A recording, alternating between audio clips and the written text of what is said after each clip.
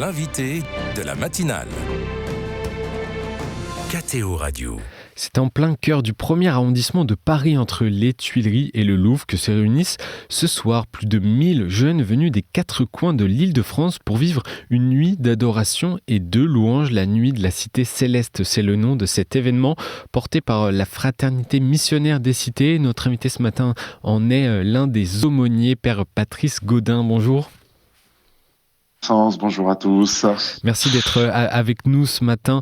Vous êtes également le curé de la paroisse, c'est ça, de Sainte-Jeanne d'Arc à Saint-Denis ? Alors, responsable, je ne suis pas le curé, mais responsable de la paroisse Sainte-Jeanne d'Arc, effectivement, à Saint-Denis, et aussi une paroisse qui s'appelle Saint-Pierre à l'île Saint-Denis, voilà, de paroisse Sainte-Jeanne d'Arc, en plein quartier populaire, au milieu de quelques cités, dans cette ville passionnante qui est Saint-Denis. Père Patrice Gaudin, quel est le principe, rapidement, de la nuit de la Cité Céleste ? Alors, ce sont des jeunes qui, plutôt originaires autour de Sarcelles l'année dernière, qui ont eu le désir de se rassembler très largement, se disant, au fond, on est plein de jeunes dans les quartiers, mais on fait peu de choses ensemble, et d'avoir proposé le temps de louange, d'adoration, ce qui correspond un peu à cette manière de prier de nos jeunes. Et voilà, il y a eu du monde, une ferveur très belle, très très belle, oui. Je me rappelle, très surprenante. Et donc on commence. C'est ce que j'allais dire, une nuit d'adoration de louange qui rassemble 1000 jeunes de 20h à 5h du matin, un 20 décembre, dans le froid parisien. Si on s'arrête sur ce chiffre, c'est conséquent. C'est très impressionnant, et puis surtout avec une ferveur. La louange, elle va être à tout casser, hein. Et puis il y aura une vraie prière, la messe, voilà. Donc il y a cette ferveur, ce désir de se rencontrer là chez les jeunes, de sortir un peu de nos cités justement, et puis je pense qu'il y a une prise de conscience, hein, depuis quelques mois, quelques années. Il y a eu la nuit d'adoration, il y a eu les jeunes auprès du Saint-Père l'année dernière, les jeunes des cités qui ont rencontré le Saint-Père, et donc la prise de conscience que nous ne sommes pas un nombre insignifiant dans nos cités, et puis on a besoin de prier, de peut-être ensemble de prier pour aller après porter aussi ce témoignage chrétien plus largement dans nos cités. Voilà un petit peu l'idée derrière et ce qui va se passer. Mais c'est vrai qu'un 20 décembre, quelques jours de Noël, aller dans Paris, enfin bref, premier jour des vacances, c'est surprenant, mais voilà, peut-être qu'il y a un signe de l'Esprit Saint aussi derrière pour nous dire tiens, il se passe des choses, hein, soyons attentifs. Vous attendiez un tel succès ? Oui, sur cette année, oui. L'année dernière, c'était un pari, je pense, de l'équipe de la Cité Céleste. Et moi, je me rappelle, en rentrant dans l'église Saint-Roch, là, j'ai été bluffé par la ferveur qu'il y avait. J'avais amené un petit groupe, j'étais encore à Bondy l'année dernière. On avait fait un bus, nous, de Bondinois.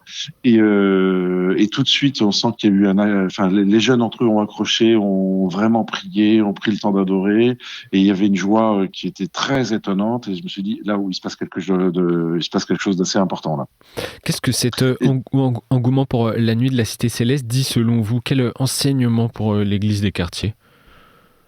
D'abord, c'est une église joyeuse, fervente, et voilà, qui a besoin de se retrouver, qui a besoin, qui prie. Voilà, je pense que c'est un bel enseignement, et c'est une église sur laquelle on peut compter.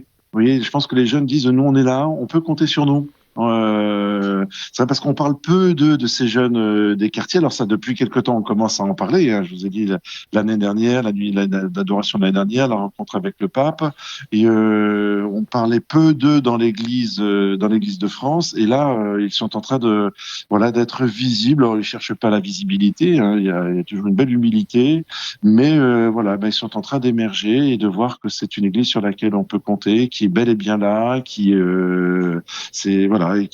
belle et joyeuse. Voilà un petit peu un enseignement, je crois, qu'on pourrait prendre de cette nuit d'adoration. Quand vous dites qu'ils ont besoin de se rassembler, ils n'ont pas l'occasion, la possibilité de pouvoir le faire dans leur quartier ? Non, alors dans nos quartiers, on se rassemble dans nos paroisses ou dans les aumôneries, dans les groupes de prière, mais je pense que ça a fait du bien s'apercevoir, tiens, oui, il y a les mêmes à Trappes, il y a les mêmes à Sarcelles, il y a la Courneuve, à Sevran, tiens, on n'est pas tout seul, parce qu'en fait, c'est vrai que nous sommes dans nos quartiers minoritaires, les chrétiens, et puis les jeunes chrétiens dans les écoles sont vraiment minoritaires.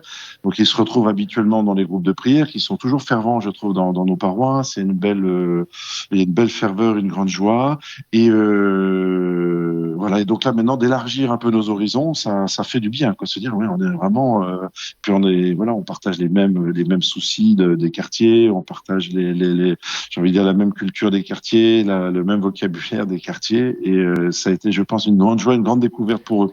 Quel est leur rapport, Père Patrice Gaudin, quel est leur rapport à la foi? Comment vivent-ils leur foi? Alors, comme dans nos quartiers, la foi, elle est présente, elle est omniprésente.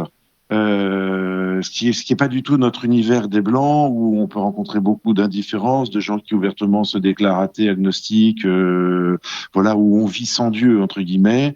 Ici, dans nos quartiers, la foi, elle est à tous les coins de rue. Il y a pas, c'est rare de rencontrer quelqu'un qui va vous dire qui croit pas en Dieu, qui prie pas.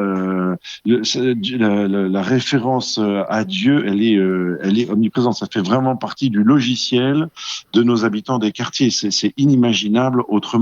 Alors ça, c'est une surprise parce que dans notre monde des Blancs, c'est pas du tout le cas. Là, on est complètement à l'opposé. Et pour nos jeunes, c'est pareil. Hein, quel que soit ce que l'on vit, enfin, on pense à Dieu, on parle à Dieu, on se réfère à Dieu. Vous voyez, quand j'étais en arrivant en Seine-Saint-Denis, dans ma vie de prêtre, j'ai beaucoup rencontré de jeunes, pas forcément de chrétiens, parfois aussi ceux qui trafiquaient dans la rue avec des casiers judiciaires. Eh bien, on me dit, qu'est-ce que tu vas faire avec les dealers? En fait, on va parler de Dieu. C'est ce que beaucoup me demandent.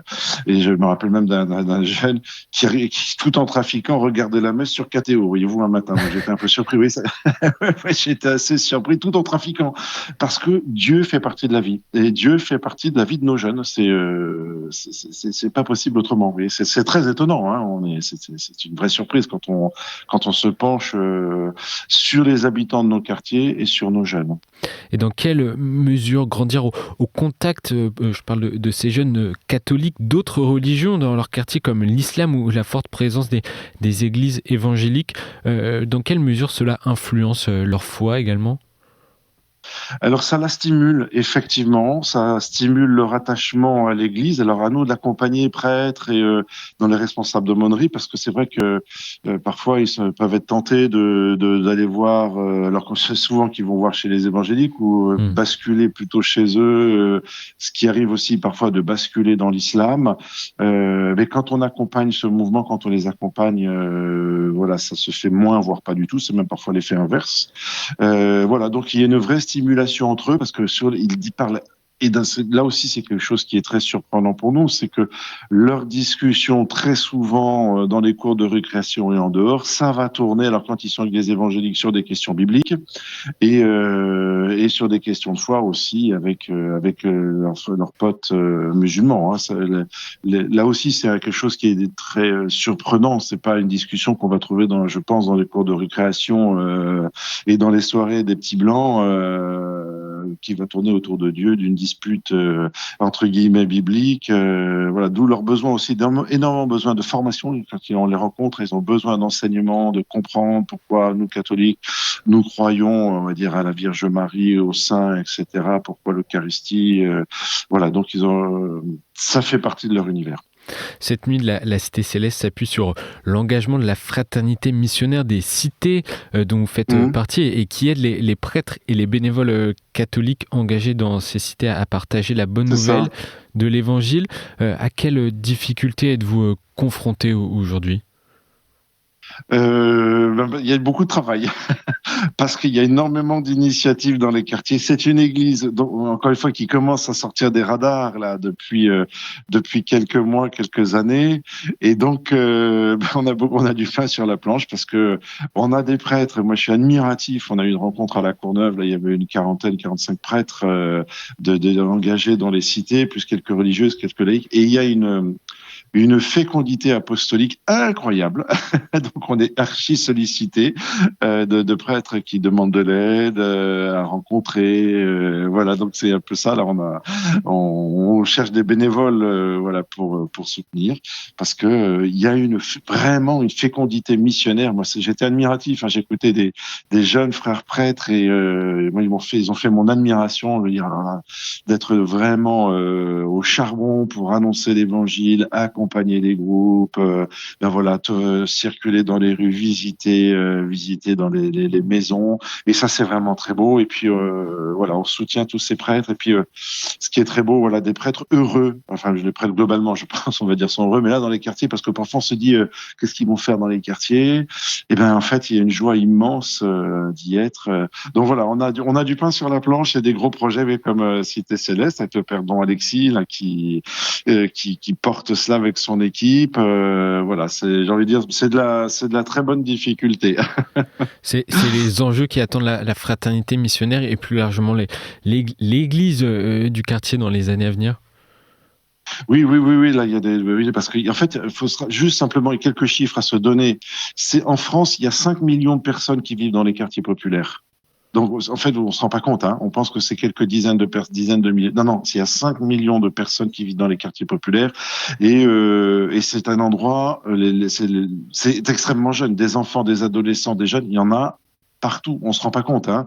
Je crois à Saint-Denis, la population qui est en dessous de 30 ans dépasse les 40%, là, du 9-3. Donc, vous voyez, ce sont des chiffres qui sont énormes. Donc, vous imaginez les perspectives missionnaires qu'il y a derrière. Et donc il va y avoir qui exigent de la part de l'Église un grand engagement et il faut soutenir tout ça.